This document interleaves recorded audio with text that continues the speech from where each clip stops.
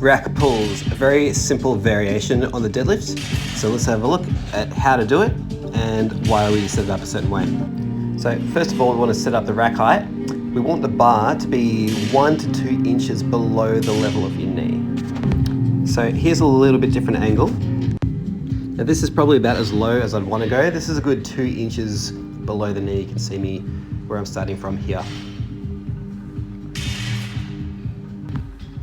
Now, as far as the technique of the exercise itself, you want the bar to be actually touching your legs as you start the lift. And if we look from this angle here, you can see that before I stand up, my lower back is nice and flat.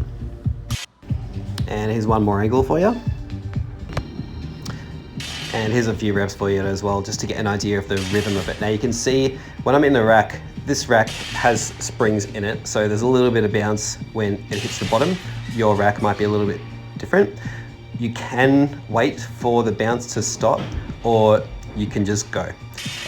What you can also do if you don't have access to a rack is you can stack up some weight plates on the floor where the bar plates are going to rest, and just make sure you stack them in a way such that your bar is not going to roll off when you put it down in between reps, because it can roll into you, which is not fun, or it can just roll away and be a pain in the ass.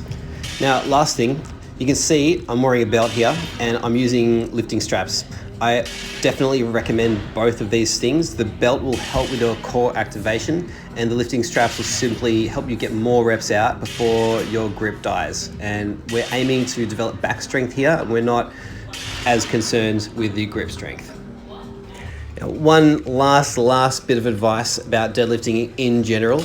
Now, you can see here I've got a mixed grip. So I've got one palm down and one palm up. Now this is fine unless you're using straps. If you're using straps, it's simple. You just go double overhand. Now the reason for this is because if you've got a palm up while you are strapping, there is an increased risk of a bicep tear. And we don't want that. We want to work our back, not tear our bicep. So straps on, palms down.